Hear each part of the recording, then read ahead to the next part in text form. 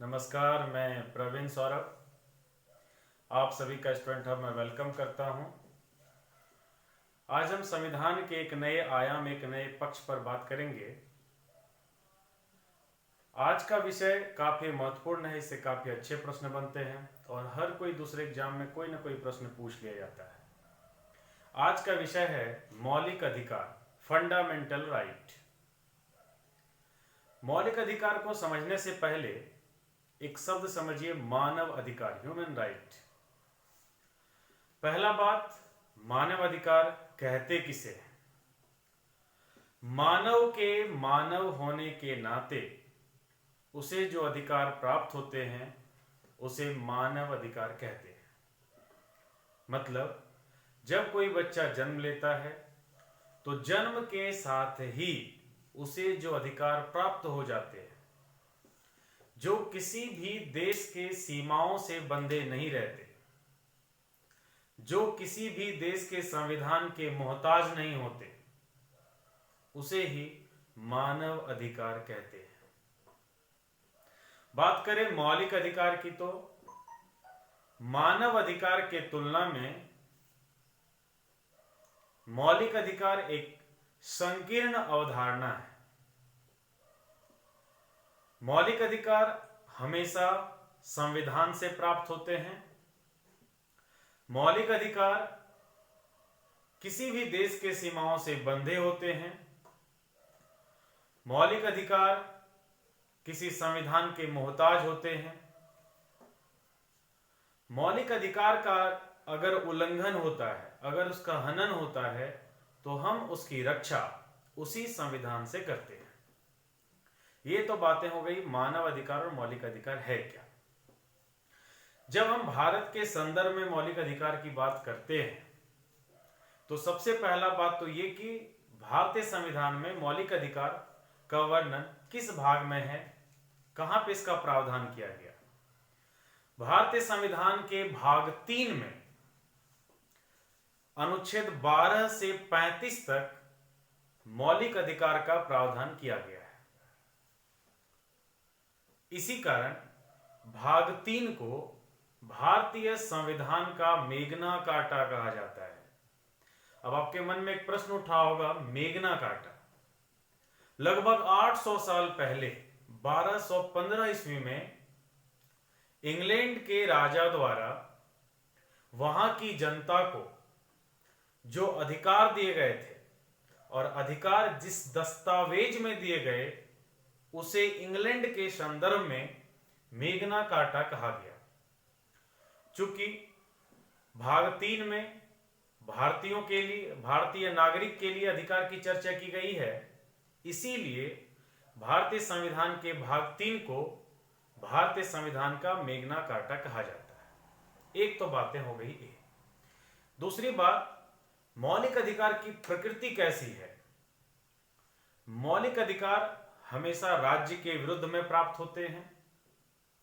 जैसे आप देखते होंगे मौलिक अधिकार जब आप पढ़ेंगे तो आपको पता चलेगा कि राज्य किसी के साथ अस्पृश्यता नहीं करेगा, राज्य किसी के साथ भेदभाव नहीं करेगा, राज्य बलात्श्रम नहीं कराएगा। ये जो नहीं है, इससे पता चलता है कि मौलिक अधिकार हमेशा राज्य के विरुद्ध में प्राप्त होते हैं।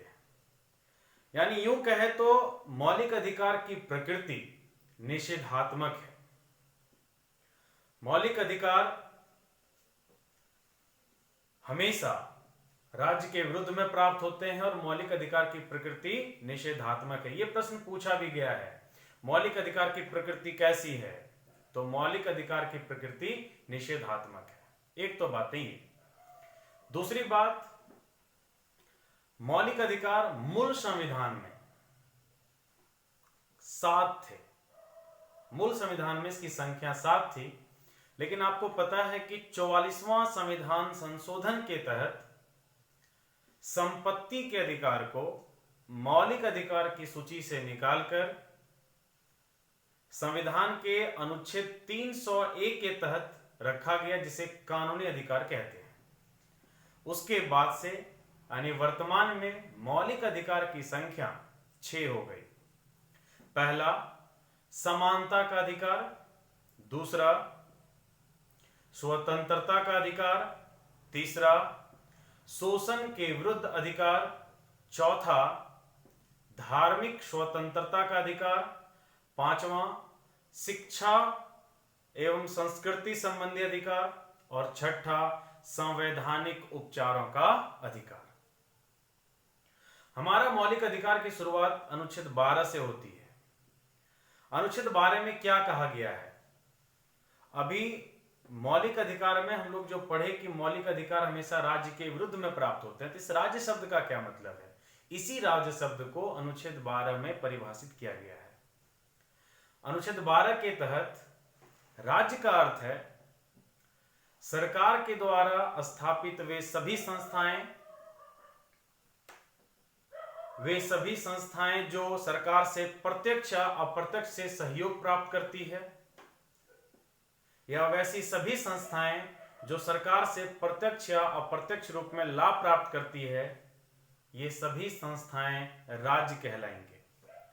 इस बात का उल्लेख अनुच्छेद 12 में है।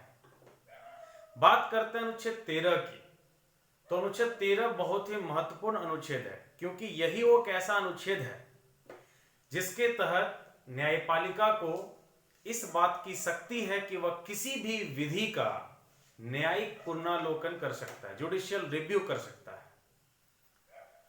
अनुच्छेद 13 कहता है कि अगर कोई ऐसा विधि जो मौलिक अधिकार का उल्लंघन करता हो, मौलिक अधिकार के साथ असंगत हो, मौलिक अधिकार का हनन करता हो, तो न्यायपालिका को इस बात की शक्ति है कि वह उस विधि का न्यायिक पुनरावलोकन कर सकता है, और अगर वह विधि मौलिक अधिकार का हनन कर रहा है तो उसे निरस्त भी कर सकता है।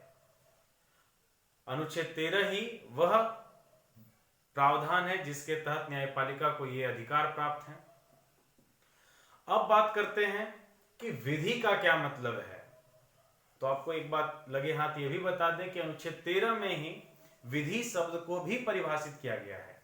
विधि का तात्पर्य है संसद द्वारा बनाए गए कानून, राज्य विधानमंडल द्वारा बनाए गए कानून, राष्ट्रपति द्वारा जारी किया गया अध्यादेश, राज्यपाल द्वारा जारी किया गया अध्यादेश, केंद्र सरकार या राज्य सरकार द्वारा जारी किया गया परिपत्र, कोई भी अधिनियम विनियम, ये सब विधि कहलाएंगे।